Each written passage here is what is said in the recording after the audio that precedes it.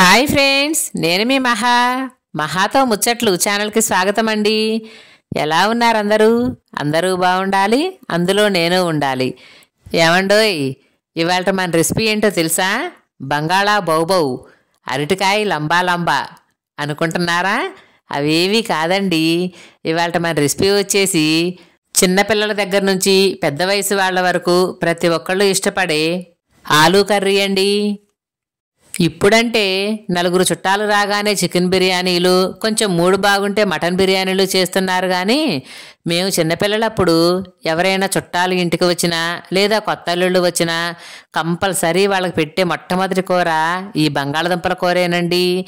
పెళ్ళిళ్ళకి లేదా ఫంక్షన్లకి బంతి భోజనాల్లో పప్పుతో పాటు ఫస్ట్ ప్లేస్లో ఉండే కూర ఈ బంగాళదుంపల కూరేనండి. అన్నిటికీ మించి ఈ కర్రీ అంటే మా వారికి చాలా చాలా ఇష్టం. మరింత ఇష్టమైన కర్రీని నేను ఎలా చేశానో తెలుసుకోవాలనుకుంటున్నారా? అయితే వీడియోలోకి వెళ్ళిపోదాం పదండి. ముందుగా ఒక అరకేజీ బంగాళదుంపల్ని తీసుకోండి. వాటిని 1-2 సార్లు నీళ్ళల్లో వేసి నీట్గా వాష్ చేయండి. ఎందుకంటే ఆ పైన ఉండే మట్టి మురికి మొత్తం పోవాలండి. అప్పుడే ఈ బంగాళదుంపల్ని మళ్ళీ మంచినీళ్ళల్లో వేసి ఉడికించుకోవాలి. నేను తీసుకున్న బంగాళదుంపలకి ఎక్కువగా మురికి లేదండి. అందుకే ఒక్కసారి నీళ్ళల్లో కడగగానే క్లీన్గా అయిపోయాయి. ఇప్పుడు వీటిని కుక్కర్లో వేసి 2 లేదా 3 విజిల్స్ వచ్చే వరకు ఉడికించండి. అంతకంటే ఎక్కువ విజిల్స్ వస్తే మరీ మెత్తగా అయిపోయి కూర చిమిడిపోతుంది ఫ్రెండ్స్. ఇలా ఉడికిన తర్వాత విజిల్ తీసివేసి ఆవిరి మొత్తం పోయిన తర్వాత ఒకసారి చాకుతో గుచ్చి చూడండి. మరీ ఎక్కువగా ఉడకకూడదు, మరీ తక్కువగా ఉడకకూడదు. అందుకనే వీడియోలో చూపించిన విధంగా 3 విజిల్స్ వచ్చిన తర్వాత చాకు లేదా స్పూన్ తీసుకొని ఒకసారి గుచ్చి చూస్తే మీకు అర్థమైపోతుందండి. ఇప్పుడు వీటిని పైన పొట్టు తీసివేసి బంగాళదుంపల్ని చిన్న చిన్న ముక్కలుగా కట్ చేసుకోండి. ముక్కలు మీ ఇష్టాన్ని బట్టి మరీ లావుగా మరీ సన్నగా కాకుండా మీడియం సైజులో కట్ చేసుకోవాలి. నేను కొంచెం లావుగానే కట్ చేస్తున్నానండి. ఎందుకంటే కూర వండేటప్పుడు కొంచెం వరకు చిదురైపోతాయి కాబట్టి మాకు ముద్దకి ముక్క తగులుతుంటేనే ఇష్టం ఫ్రెండ్స్. అందుకనే నేను ఒక సైజులో కట్ చేశాను. ఇక ఉల్లిపాయలు చూడండి. ఈ ఆలూ కర్రీకి ఉల్లిపాయలు ఎక్కువే పడతాయండి. ఉల్లిపాయల్ని సన్న ముక్కలుగా కట్ చేసుకొని పక్కన ఉంచుకోవాలి. ఇప్పుడక కర్రీ వండేద్దాం రండి.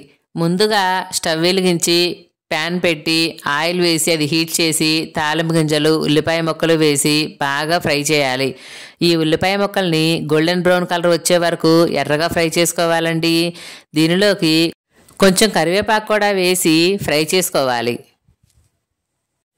ఇలా ఉల్లిపాయ ముక్కలు వేగిన తర్వాత దానిలోకి మనం కట్ చేసి పక్కన ఉంచుకున్న బంగాళదుంప ముక్కల్ని యాడ్ చేయండి. యాడ్ చేసి గంటెతో స్లోగా తిప్పండి. అంతా ఒకసారి కలయి పెట్టుకొని మూత పెట్టుకోవాలి. దీనిలోకి 1 లేదా 2 పచ్చిమిర్చి యాడ్ చేయండి. అలాగే కొంచెం సాల్టు, కొంచెం పసుపు కూడా యాడ్ చేసి ఒక్కసారి మొత్తాన్ని గంటెతో కలయబెట్టి మూత పెట్టి సన్నటి మంట మీద మగ్గనివ్వండి.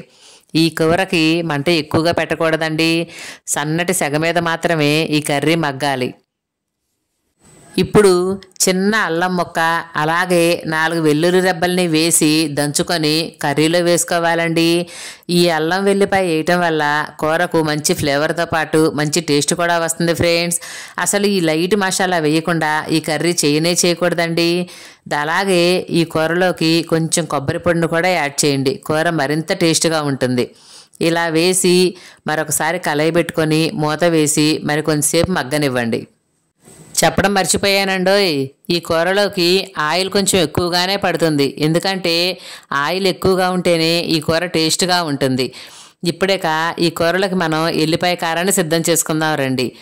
కారం వేసుకొని దానిలోకి 4 వెల్లుల్లి రెబ్బలు వేసి ముద్దగా దంచుకోవాలండి. మేము చిన్నపిల్లలప్పుడైతే అమ్మవాళ్ళు రోట్లో వేసి రోకలితో కారాన్ని దంచి అప్పుడు కూరలో వేసేవాళ్ళు.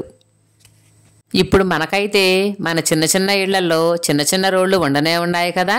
ఆ చిన్న రోట్లో వేసి వెల్లుల్లిపాయల్ని కారాన్ని ముద్దగా దంచుకొని కూరలో కలుపుకొని మరి కొంచెం ఉప్పు చూసుకొని సరిపోకపోతే కొంచెం సాల్ట్ యాడ్ చేసుకొని మరి కొంచెం సేపు సన్నటి సెగ మీద మగ్గనివ్వండి. అంతేనండి, మన ఆలూ కర్రీ రెడీ అయిపోయింది. ఇప్పుడు ఈ కర్రీలోకి కొంచెం కొత్తిమీరని యాడ్ చేయండి. ఇలా కొత్తిమీరని కలపడం వల్ల కూరకు మంచి ఫ్లేవర్ వస్తుంది ఫ్రెండ్స్. ఫైనల్లీ నోరూరించే అదిరిపోయే టేస్ట్తో ఉండే ఆలూ కర్రీ రెడీ అండి. మరి మీకు నచ్చిందా? నచ్చితే లైక్ చేయండి, అలాగే నా ఛానల్ షేర్ చేయండి, సబ్స్క్రైబ్ చేసుకోండి ఫ్రెండ్స్. ఉంటాను, నేను మీ మహా.